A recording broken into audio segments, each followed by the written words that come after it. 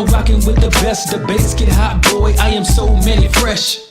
I talk cash money like I'm Birdman. Tackle topic straight on, no swerving. All facts is what I'm serving. No one's better or more deserving than me. I bring that heat like Miami on a whole nother level like Otani. I prove points by helping you visualize, using data that's analyzed by eagle eyes. Get your mind right and act like you know. You are now tuned into the Real Untouchable podcast.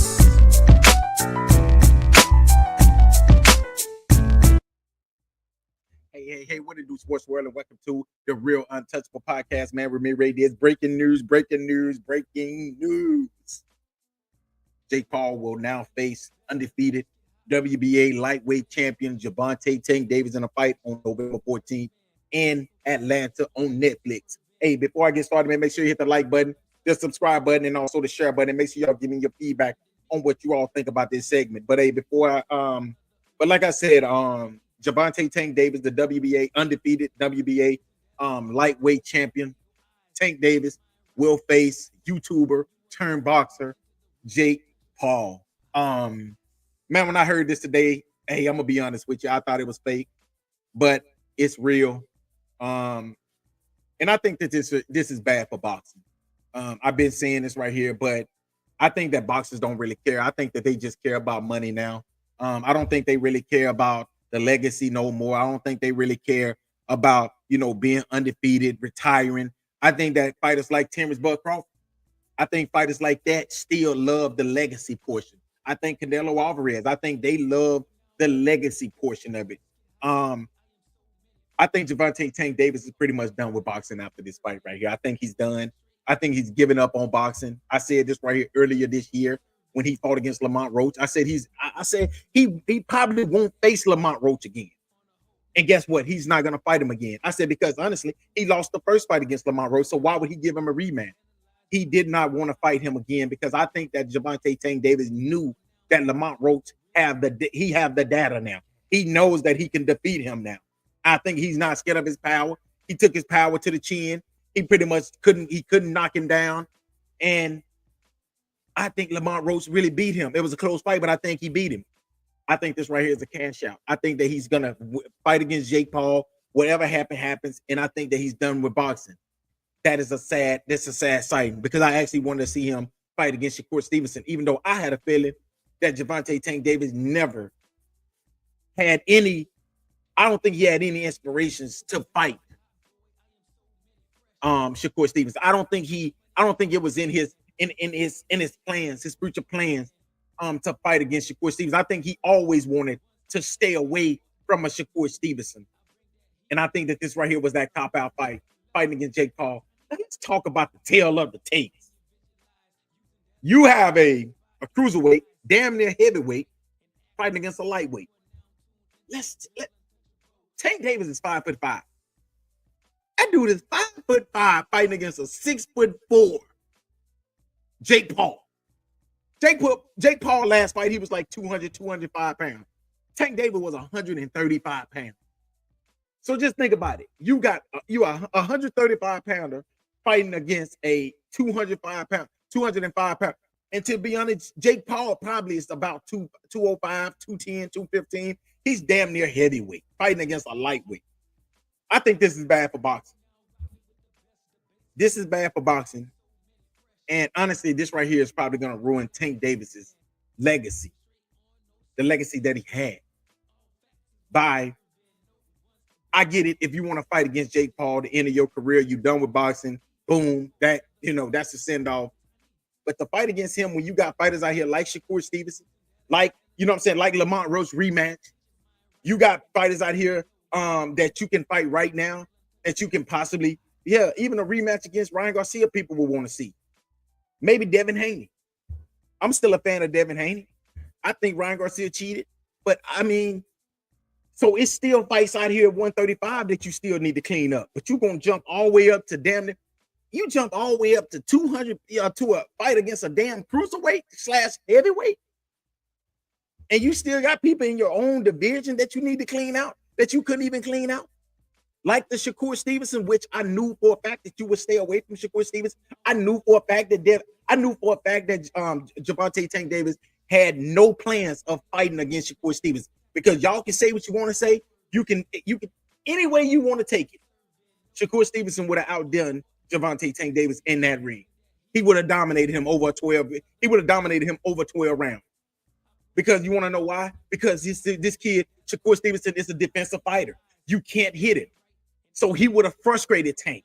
He would have made Tank start making mistakes that he don't normally make.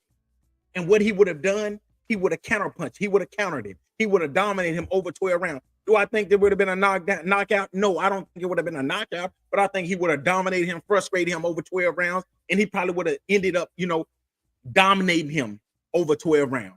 It'd have been kind of looking like how Canelo Alvarez did against Floyd Mayweather did against Canelo Alvarez. Dominated him over 12 rounds, frustrated him, hit him with counter punches. I think that this right here, what the Tank Davis versus Shakur Stevenson fight would have looked like. But don't look like we're gonna get that fight, because Gervonta Tank Davis, he's going to fight against a YouTuber. Jake Paul. This right here, why nobody respects you. You can make as much money as you want to, but you will never get the respect that you think you deserve, because you going all the way down to fight against a damn lightweight. And then people keep telling you that you're dodging fighters like, like Benavidez, against the good fighters. Even the bottom rank, even the bottom fighters at cruiserweight, you won't even fight them.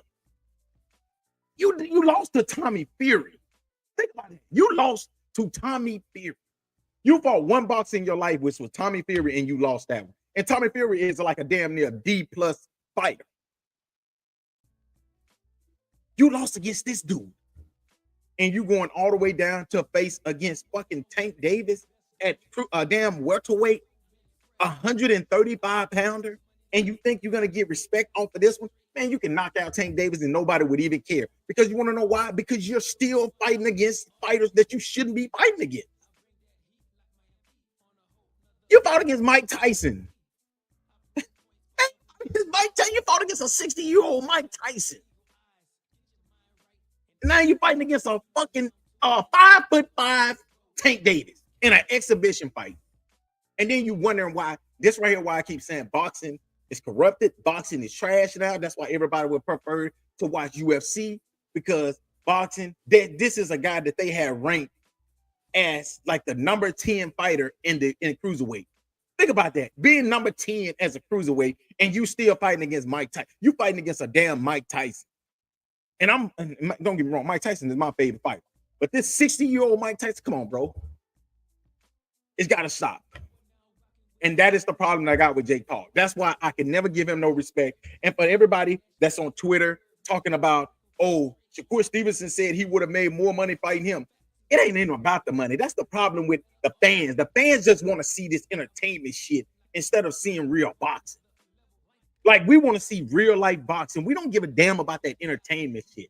See, and that's the problem I got with fans, because fans that don't even care, fans that don't even watch boxing, don't even know nothing about boxing, they be the main one that be like, oh, this right here gonna be a hell of a fight. This is not gonna be a hell of a fight. This gonna be some shit that they did behind closed doors, where they shake hands and say, I won't knock you down, you don't knock me down. You don't hit me with no hard punches, I won't hit you with no hard punches. This is not a real fight. This can never be a real fight. You 5'5" fighting against a 6'4", 200-pound guy, used to 135 pounds. I ain't even no grown man. I ain't even know grown man weigh 135 pounds. What grown man weigh 135 pounds? Let's be honest. This man is a grown man, 30 years old, still weighing 135 pounds. And y'all talking about him fighting a damn 200 pounds. Make it make sense. But I had to come on, man. I just had to voice my frustration with boxing, man, because these boxers nowadays, they don't even care no more. They don't even care about their legacies. They don't even care about being great. They just care about trying to cash out and get up out the boxing game, when you would have made that money regardless. And that's the problem that I got right there with Tank Davis. But hey, man, y'all let me know what y'all think, man. Until next time, I'll be coming back. I'm about to talk about the NFL, where that's going to be my last podcast of the night, because I'm frustrated. But hey, make sure y'all tune in. Until next time, peace.